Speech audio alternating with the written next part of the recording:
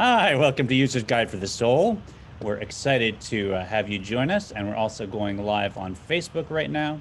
So welcome to User's Guide for the Soul on Facebook. Please, as always, include your comments. I'll be checking them as we go along on our stream. So welcome, everyone. We are in chapter 37 of the Tanya. So I'm very excited to get started with that. And just give everybody a chance to settle in here, see if anyone who's going to be up on Facebook. So please, as I said, feel free to make comments, give me notes. This is a great time to review an idea that we learned earlier in the Tanya, and to share that idea, I want to show you this picture. Have a look at what I'm putting up on the screen. Nod your heads here in the class if you can see that. Yeah, so this looks like a hat, a lovely hat one might wear, but there's something evident right on the side. There's a little story.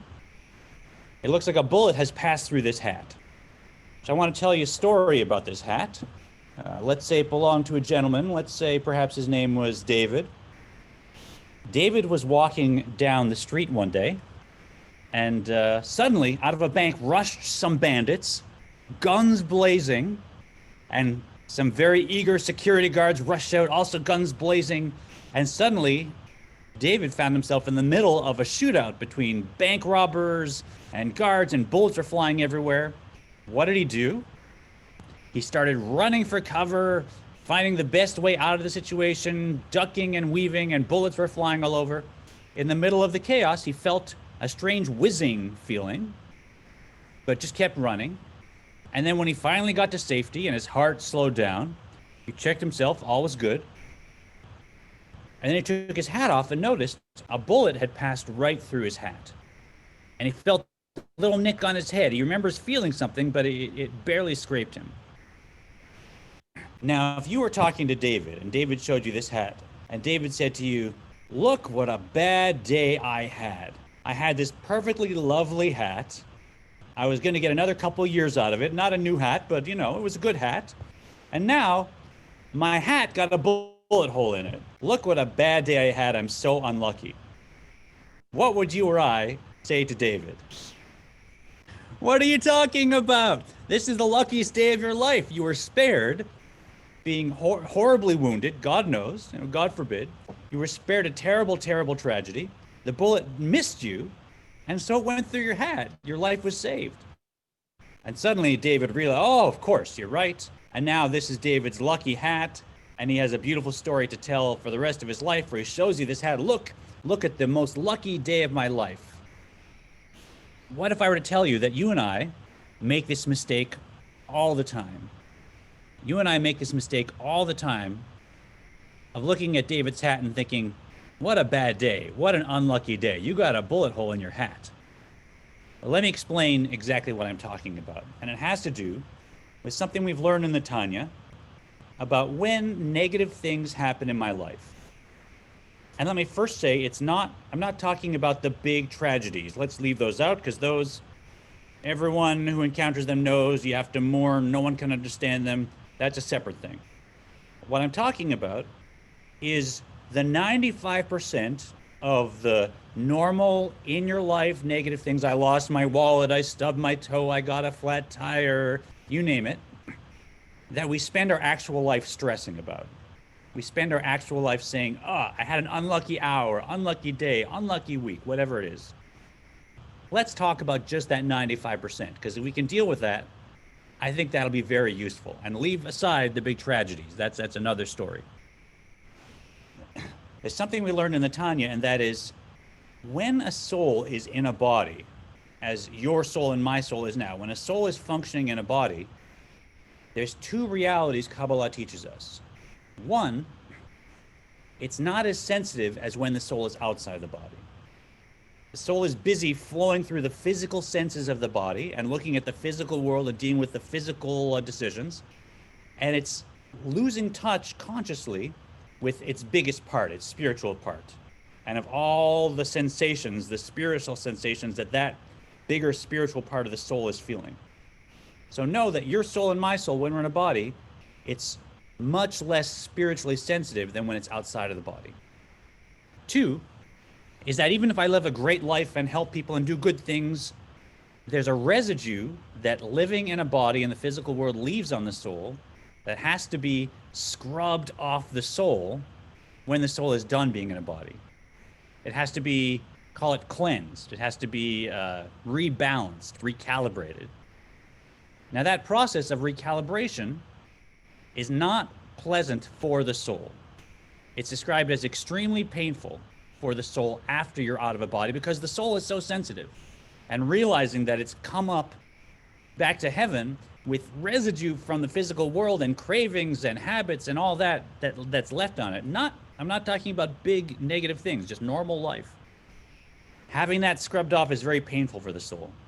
So there's a system that Kabbalah describes where when you're in a physical body, because the soul is so much less sensitive, sometimes a loving system, the loving universe, gives you a chance to start scrubbing that residue off in advance before your soul is out of your body. And it's kind of like when you're at the dentist and they give you a little shot, right? A little bit of pain saves you a lot of pain. As I won't get into the whole descriptions, but they say the fires of what we call Gehenna, this wash and dry cycle after you're out of a body, are 60 times as hot as the fires on earth, because the soul is so much more sensitive. It's 60 times as painful. So when I lose my wallet or I stub my toe or I get a flat tire, I think, what an unlucky day! How terrible! I should scowl. I should complain. Kabbalah says, wait, you just had a chance to do all of that recalibration, all of that scrubbing in advance now, while you've got the painkiller, while it's not so painful, and although it's maybe frustrating to your conscious brain, you should know it's a lot better than what you would have had to do afterwards. You're getting a chance to get rid of a lot of discomfort in a much easier way. So in fact, every time you or I have a day where something happens where I say, oh, poor me, bad day, unlucky, I'm looking at this same very hat. And I can't find my screen share, so, oh, there it is. Oh, is that hat been up the whole time? Oh, good for me. I'm looking at that hat. I meant to stop share, but there you go. So I want you and I to come away with this. When something happens in my life and my automatic reaction is poor me, unlucky day, I want you to think of David's hat. And I want you to think that this may actually be a very, very lucky day, because instead of having to endure tremendous, tremendous discomfort as a soul afterwards, you just got to write a whole bunch of that off, and you can consider it like maybe you got a hole in your hat, but you missed a lot more pain and suffering. Now, I can't prove to you that that's true. And even the Alter Rebbe, who wrote the Tanya, can't prove to you that's true. The Arizal can't prove to you that's true. No one can prove to you that it's true. But also, no one can prove to you that it's not true. And I might suggest that if you and I decide to live our lives with this lens on, that any normal negative bump is just like that bullet hole in David's hat, that you and I will live a happier life, a more productive life, we'll be better to the people around us. There's no negative to assuming that, right? You still try and avoid the negative bumps, obviously, but when they happen, that's how you see them. There's only positive. And for me, I think perhaps that's reason enough.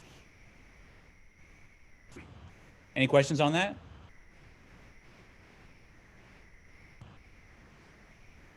All right, let's get started in the Tanya. Yes, Maxine. You're muted. So if you're speaking, you want to unmute yourself. Okay. Well, David really made his own luck by running out of danger. He thought, I better get out of here. So he made a conscious decision to seek shelter, and he really created his own luck, I think. I mean, God. We want to do our part. So you can't, in Judaism, you can't whip yourself on the back with a whip and give yourself paper cuts to try and do it. If you're not avoiding it, if you somehow, like some traditions, try and seek to find ways we do it fast. Fast is how we do it. But obviously we're talking about, you still want to avoid suffering. You don't want to, find a way to seek it or to not avoid it. But we all know life. We all do our best to avoid this stuff. It comes naturally to us to avoid it. We should. But sometimes it finds us. And the question is now, how do I frame it afterwards? So we're all going to be like David. We're all going to run from a bank robber who's, having to shoot him up with the cops. But sometimes a bullet finds their way through a hat. Yeah. All right, here we are on page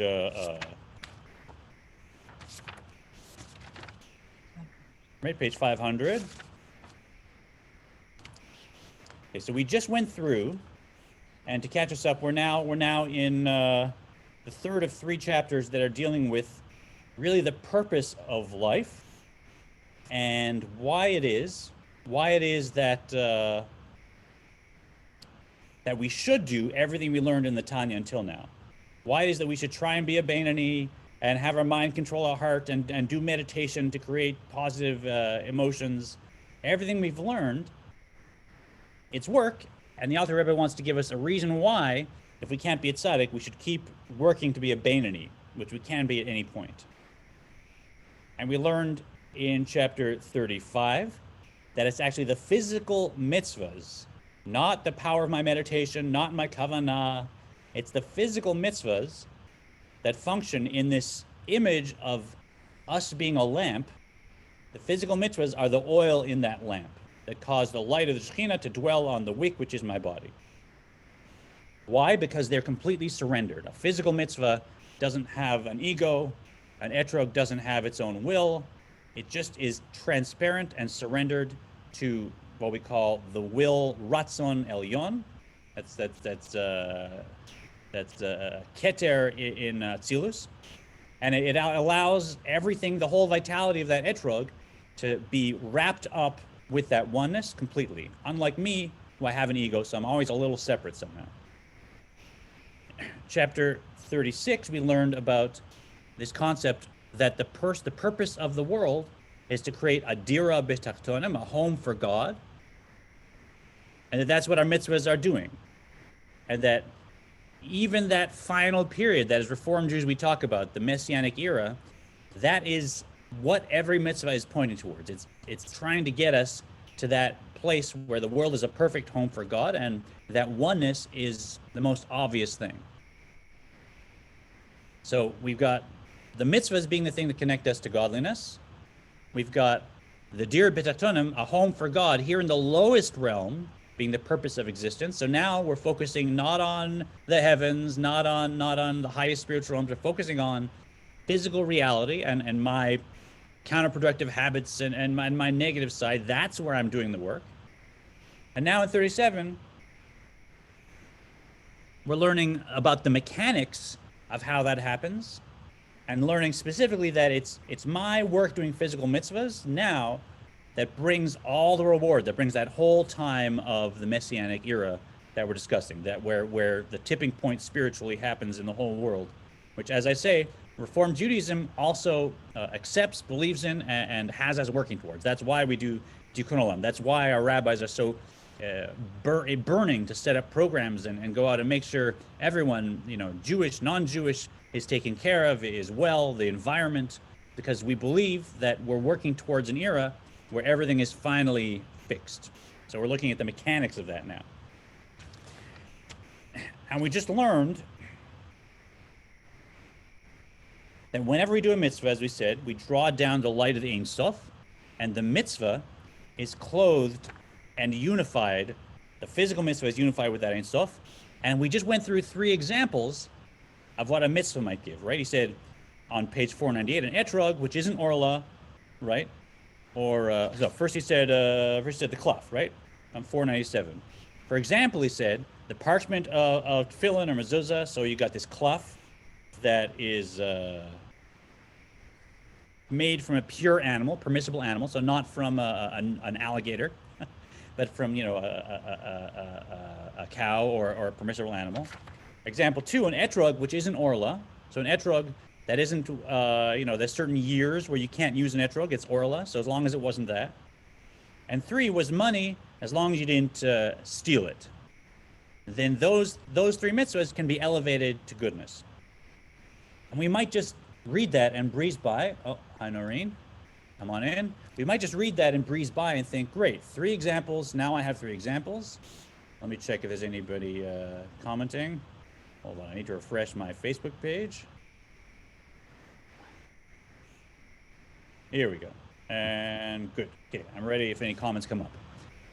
You might think just 3 examples, but let's go through, because I want to remind people how much care and thought the Alter Rebbe put into every line, every example, every word of the Tanya. I want to show you the structure of these, not just the 3 examples, but also the 3 caveats, right? The 3, as long as it's not, even they are explaining something, right? So what are the examples? Example 1 is tefillin or some parchment, as long as it's from a kosher animal. Example 2 is an etrog, as long as it's not orla. Example 3 is money, as long as it's not stolen. All right, so first look at the examples. You got parchment for Torah or something, the etrog, and money. So first of all, notice each one of those encompasses a category. A cow is what category of thing? Yeah, a cow is a what? You're talking to a 3-year-old. An animal. An animal, right? So chaya, that's one category of reality, is an animal. A cow is an animal. Second one, an etrog, is what kind of thing? Vegetable. A plant, right? A vegetable, yeah. Plant. Right, but it's a fruit, but it's a plant, right? And finally, money is, you know, a physical piece of paper now, is what kind of a thing? Yeah. We have an easy category for it in Hebrew. Right? It's called domem. Domem. Just it's an inert object. We have a good word for that in English. An inert object, not a plant, not an animal, but just a stone or A thing. A thing. But a cow's a thing too, right? Yeah. So do we have one good word? I haven't thought of this. Domem means mute, right? But so that's, I don't know the English word. It's an inanimate object. We have a term for it. Is it a mineral?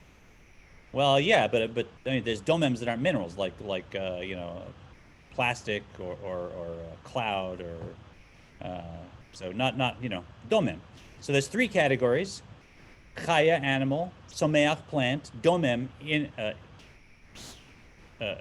inanimate object, and that makes up all of physical reality. So in our 3 examples, he's pointing out that when we're elevating mitzvahs, we have the opportunity to elevate all of reality, and his examples are showing us that. In level 2, let's look at the level of kedusha, the level of holiness of each of these examples. Right? So we have Torah, which we all know, right? Once you wrote a Torah scroll, and now 300 years later you can't use it anymore, it's old. What do you do with the Torah scroll? Read it. Study it. Read it. No, yeah, sorry, Cindy, repeat that? Read it. You bury it. Bury it, you bury it. So like a human being, the holiest thing there is on earth, a Torah scroll has almost that level, and you can't just, you know, recycle it or you know, use it for anything else. You have to actually bury it, usually with a Torah scholar. And also tefillin, you know, and mezuzah, everything has to be disposed of in a proper way because it's holy. So that's called, I mean, there's a term, tashmishe kedusha. So it's taken on a level of actual holiness that you have to bury it or put in a geniza. You have to be very careful with it. An etrog, at the end of Sukkot, what does everybody do with their etrog? What do you do? Make jelly. Make jelly. Some people make jelly. It's a traditional thing that's given to people who are wanting children. You know, I don't know if that's halakha or just a minhag. But is there anybody here that after Sukkot just, I mean, don't raise your hand, but I've never after Sukkot just taken my etrog and been like, okay, in the garbage, right? You can't, right? It's your etrog, right? And you're not halakhically forbidden to throw it out, but you can't just toss it in the garbage. You got to put it in a bag. You got to treat it with a certain level of respect, because it's got not tashmishe kedusha, but tashmishe mitzvah. It's got the level of it being used for a mitzvah, and so it's not like a Torah scroll, obviously, but also you can't just toss it in the compost with like the worms and the gross whatever. You got to dispose of it in a certain way. That's a second level. And what's a third example is the money. So that physical paper that the money's been printed on, does it really matter what I do with that money? I mean, when I put $1 in a tzedakah box, and then I empty that out and I write the check of how much is in there and I give it to tzedakah, now do I have to take that money and reserve it for a special purpose? I have to make sure it doesn't just go back into circulation and maybe wind up, who knows? Doesn't matter, right? Even if I've stolen money, I mean, I can't now give that money to charity. It's not going to elevate it. But even if I've stolen money, and then I go and I buy a nice suit with my stolen money, and now that bill finds its way to someone's tzedakah box, is there any problem, right? Is that physical paper, is there any problem with them using it to give tzedakah? No. Right? So the third level is just completely neutral. Even if you've stolen this money, there's no holiness in it, right? Sorry, I've skipped to the next example, but you got 3 levels of holiness. 1, which is the parchment, 2, which is the etrog, and 3, which is the paper money, which is just remains neutral, right? And he's saying all of them are elevated. And the first example is the least extreme. Of course, we sense that, parchment, when it's used for a Torah, becomes elevated. I get that. The second is a little more subtle. Even the fruit that I used for Sukkot as an etrog, that also is elevated, even if it's not the level of a Torah. And third, most subtle, even the physical paper, the money that I used, that no longer has any holiness at all, even that, its vitality is now elevated.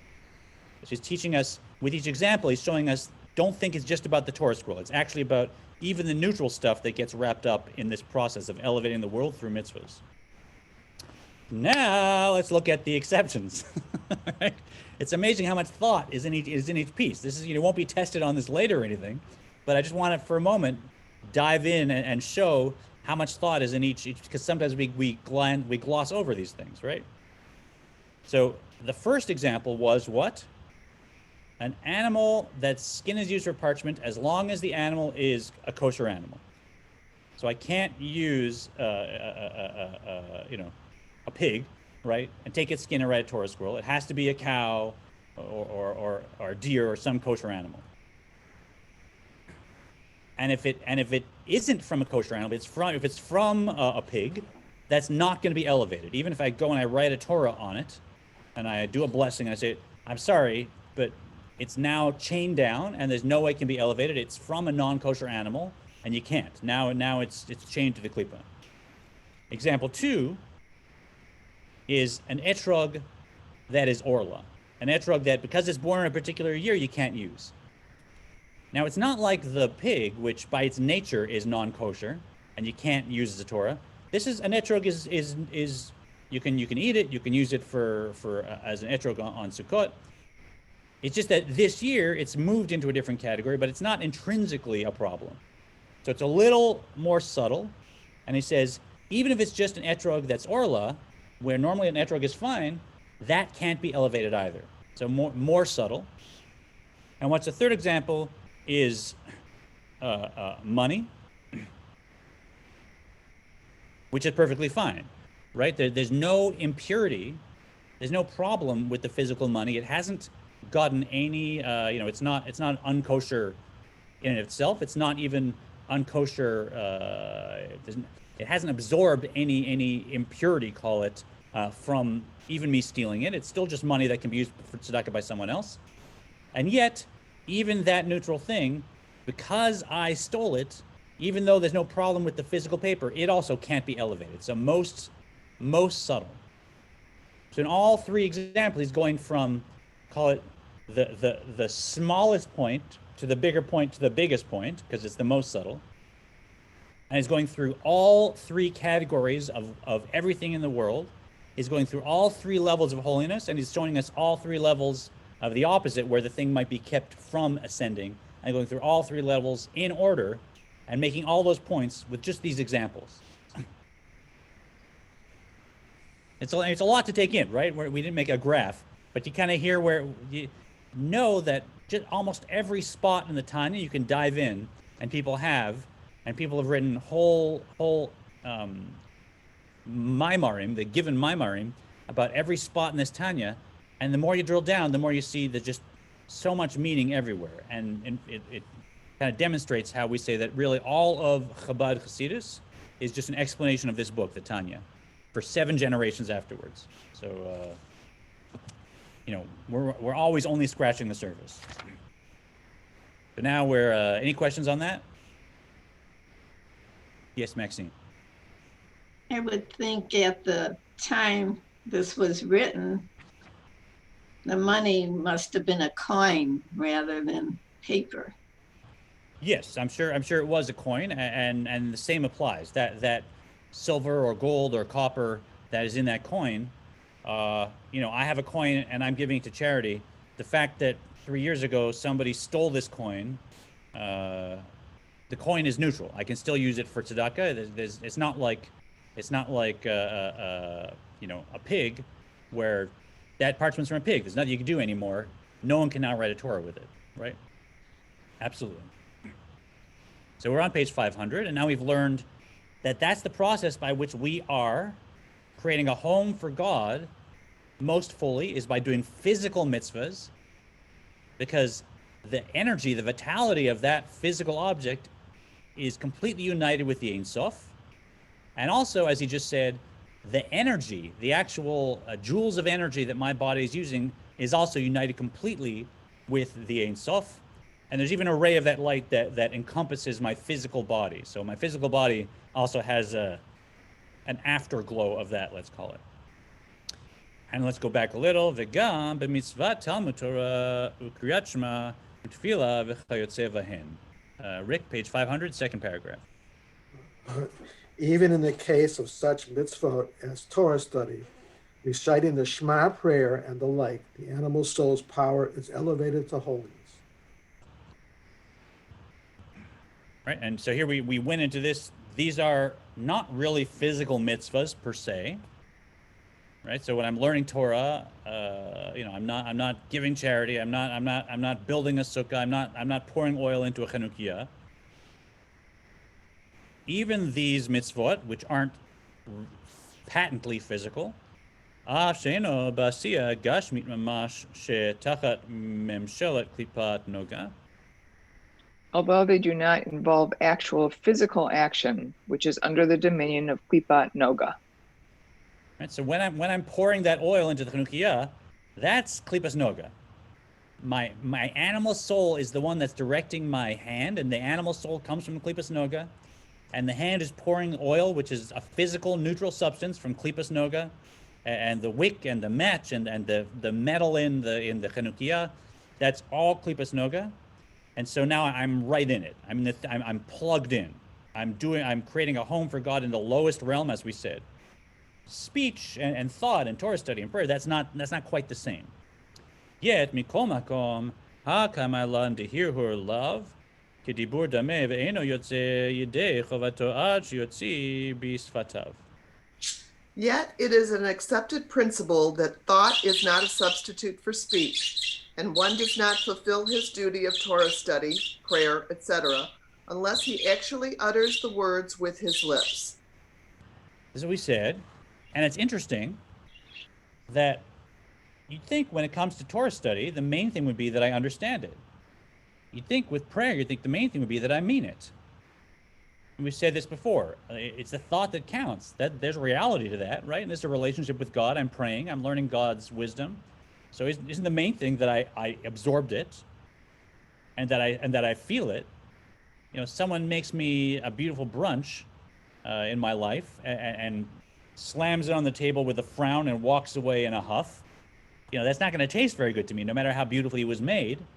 Somebody makes me a very simple, my kid makes me a very simple burnt bowl of porridge and gives it to me and says, "I love you, Daddy," or "I made you breakfast," right? even the most horrible porridge, I'm gonna eat it and love it because it's a thought that counts. Isn't that true? And why isn't that the case with prayer? Why is it not the thought that counts with prayer? Why can't I just think the Shema? And God knows what I think, right? And yet, we say, if you haven't said it, it does not matter how lofty your kavanah was, how strong your emotions were, how long you kept it in your mind, how fully you meditate on it. Makes no difference. You have not halachically said the Shema. You built the TV, you didn't plug it in. That's what you did. So there's Cantor, yeah. at the end of, when you're all done with the Amidah every day, there's the prayer that says, the meditations of my heart. Mm-hmm. So why is it saying that in your prayer if you're saying that it doesn't count the meditations of your heart? Yeah, because it's not that it's not important. It is important. Once you've said it, as I'm saying, when you say it, that's plugging it in. Now it's real. Now it's a prayer. Now it's registered. And now once you've said it and it exists, now my kavanah comes in and gives it life and elevates it and causes it to ascend to higher and higher. So it's not that your kavanah is not important. It's super important, and we want to work on that.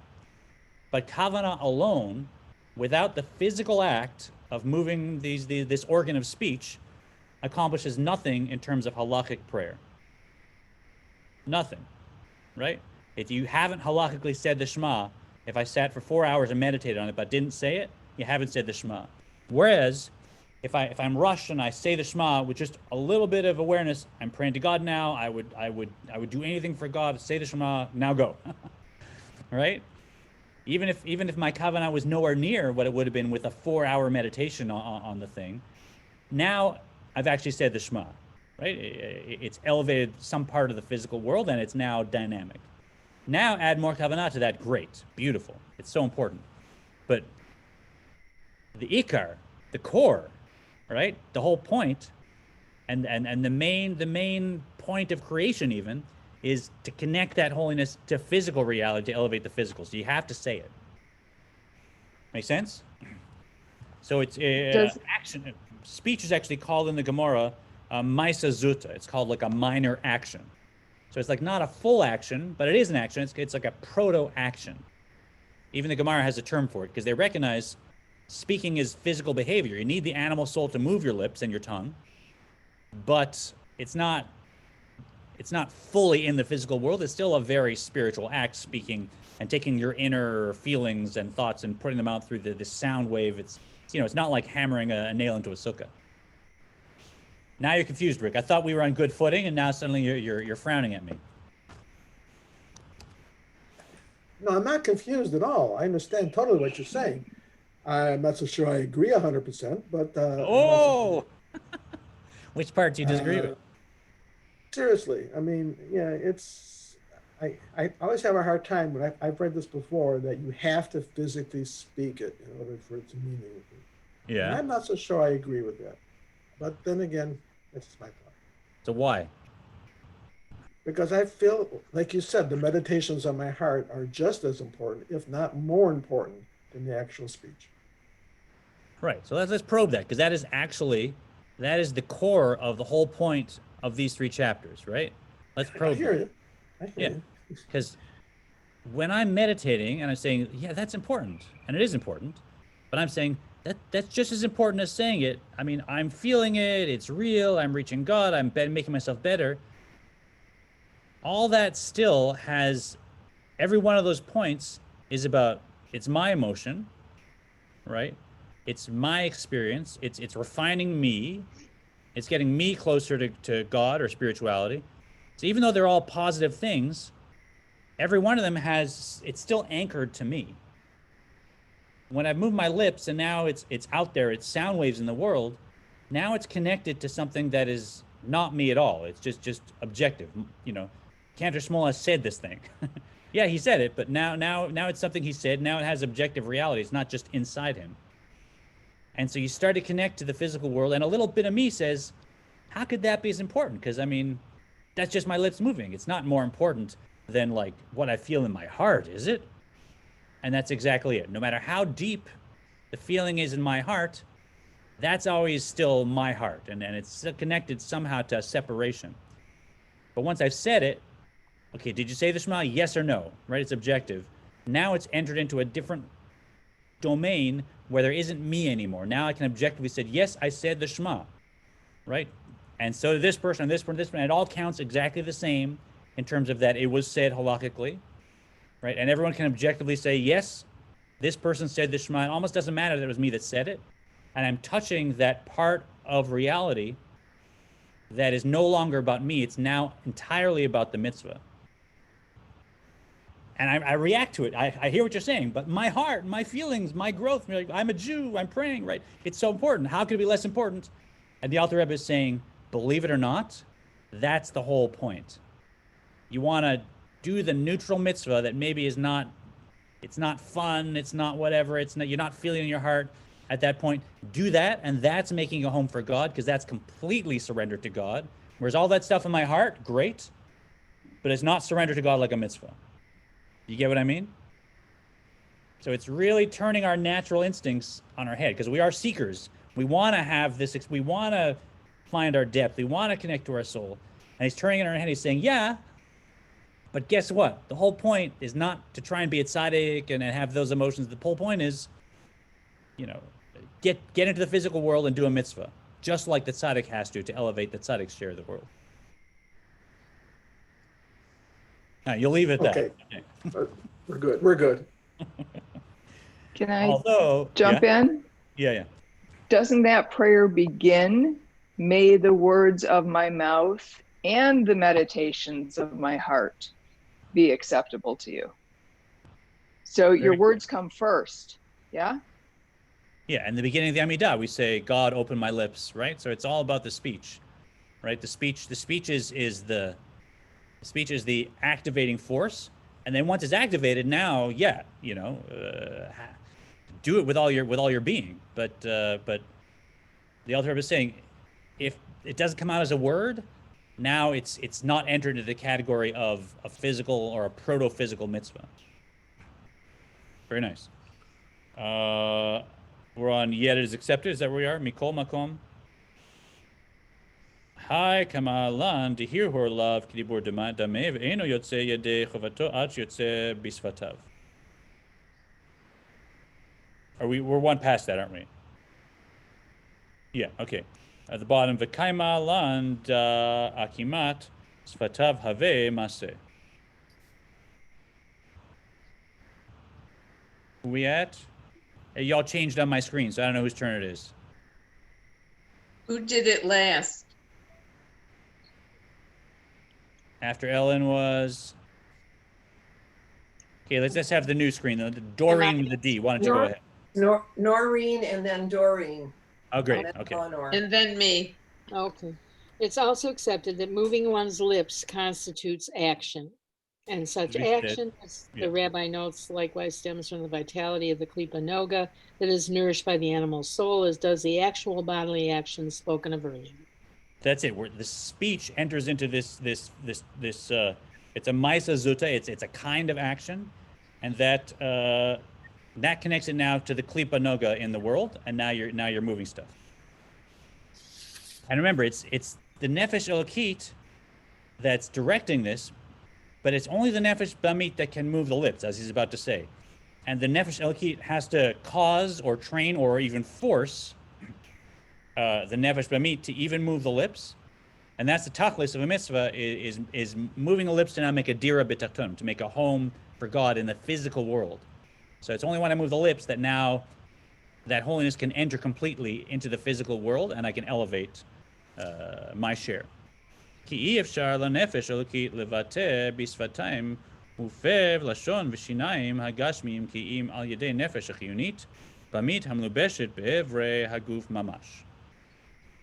For the divine soul cannot express itself with the physical lips, mouth, tongue, or teeth, the instruments of speech, except by way of the vitalizing animal soul, actually closed in the organs of the body. Right, so it's like, you're a backseat driver here. You're divine soul.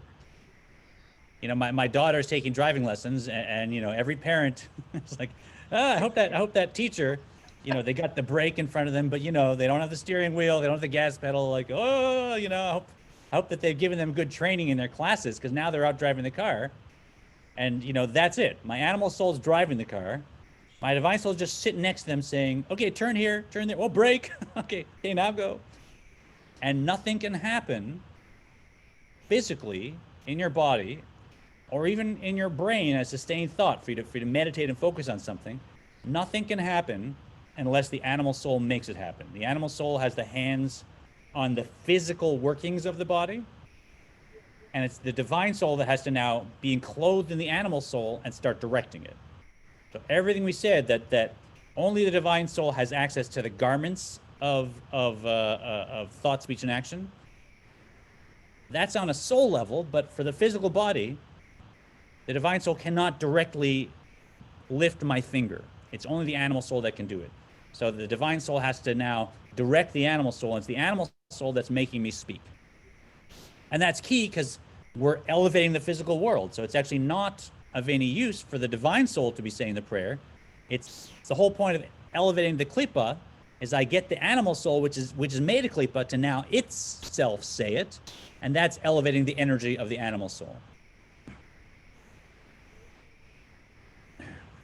And by the way, it's also a question of degrees, right? And you'll see kind of the style of praying. If anyone's seen a traditional prayer service, I grew up opposite the actual one of the yeshivas of this system, a Chabad yeshiva in Montreal. I had an Israeli dad, a secular mom, and we grew up doing our thing. We did holidays. It was great. We spoke Hebrew. And across the street, these young boys would get up. I'd see them at 7:30 in the morning, and I'd be like, look at them, and they're doing this, and they're swaying, and they're all this.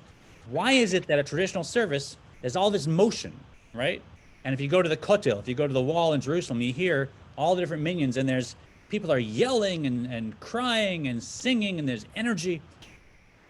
What difference does it make to do Torah learning or prayer with physical energy and with energy of your voice versus just saying it, right? Doesn't make a difference.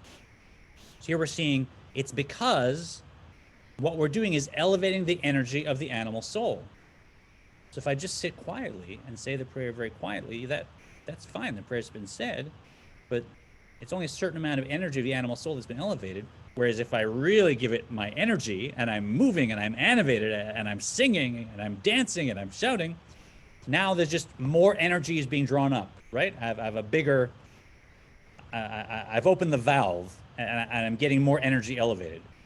So that's a technical reason why there's value in whether it's learning and having an animated discussion about learning, or whether it's praying and we're dancing and singing nice and full like we do at temple when we're back together, God willing. There's value in that, because now that we understand the process of elevating the world and making a home for God, more is better. וכל מה שמדבר בכוח גדול יותר הוא מכניס ומלביש יותר כוחות מנפש החיונית בדיבורים אלו. I think someone's on mute. Yeah, Eleanor, why don't you unmute, please? So this is also the meaning? Is that where we are? Hence, the more forcefully. Hence, the more forcefully one speaks words of Torah or prayer, the more of the animal soul's energy he introduces enclosed in these words. Thereby, he converts more of the energy of Klipa to holiness. And so that's the point. If the point is to elevate the physical world, let's do more, right? So when I'm praying, that's why we encourage each other. We like to sing. We like to do it, and even a temple, there's a little swaying that can happen, or dancing. Every Jewish community has its own version where we recognize, yeah, that was a good service. We got into it. And now we're saying what that means is we elevated more of the world, right? We got more of a job done. This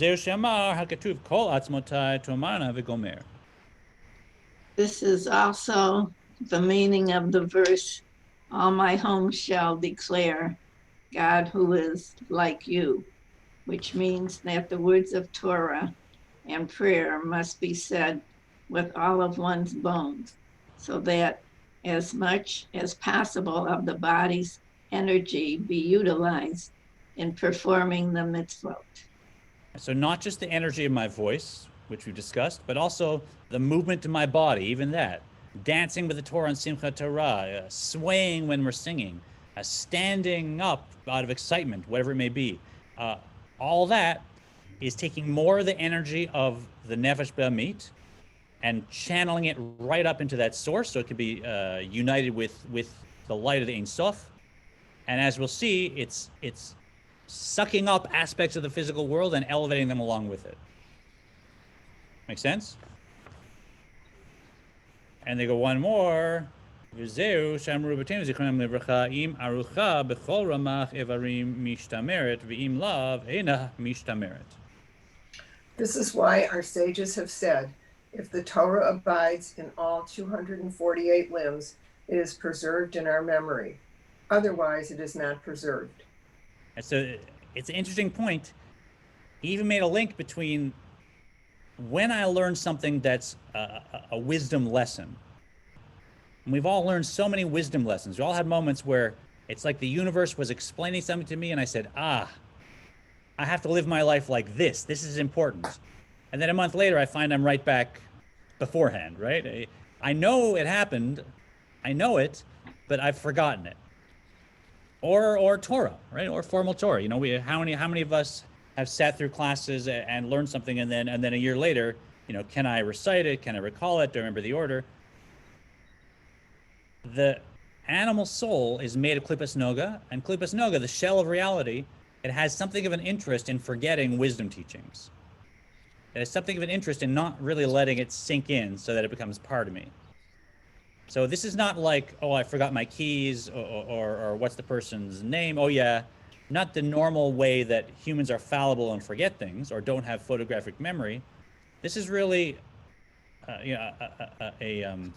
shade of interest happening with the animal soul, where it doesn't really want us to take too seriously or integrate or internalize what we learn from the Torah. It wants us to, you know, forget it, not review it, not really let it sink in. That's because that's what that part of my being is from. It's from the klipa. And so if stum, I take and I make sure it's active and it's fully engaged when I'm praying, now it's the opposite. Now I actually take the klipas noga and elevate it and not have it decide what I'm going to remember, so to speak. Ki ha-shicha hi miklipet haguf, v'nefesh achinit habamit shehen miklipat noga hanichlelet lifamim bikdusha. Who we at for forgetfulness? For forgetfulness in matters of Torah stems from the klipa of the body, and vitalizing animal soul derived from klipa noga, which is sometimes absorbed into holiness. When it is absorbed into holiness, there is no longer any cause for forgetfulness. Right. So the reason why I might not remember Torah, even though when I learned, I realized, oh, this is the most important thing. It's not random. We should know that kind of forgetfulness. It's natural to klipas noga. It's natural to my animal soul. That's what it wants. And it's my job to take it and do the opposite. And how is it done? V'hinu kasher matish kochan umachnis kol kochan b'kedushat haTorah or hatfila.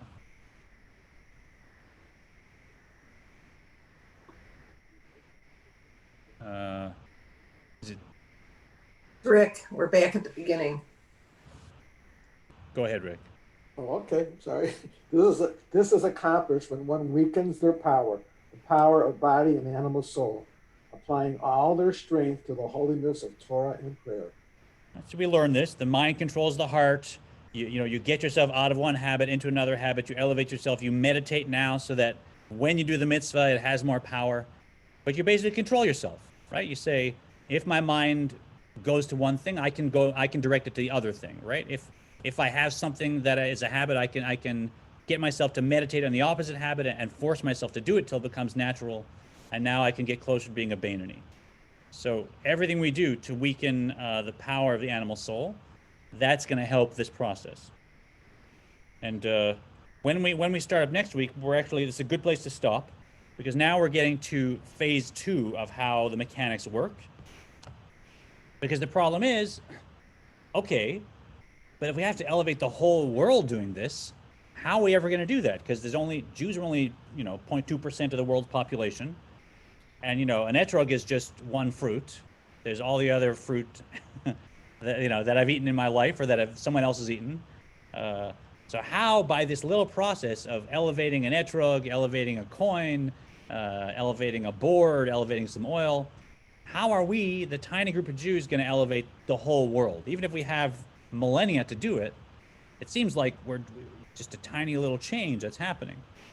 And so we'll learn, we've discussed it a little, we'll learn how it is that it's not just the physical objects that we're using, the Torah scroll and the etrog and the coin, that are elevated, but there's a whole system, a whole supporting cast, so to speak, and not just the cast, but also the crew and the theater and the building of the theater.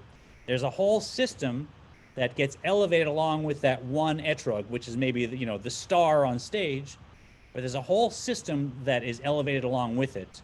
That's part of how we make a home for God in the widest sense in the whole world. So we're gonna sign off from Facebook now. It's been wonderful having you. Stop recording.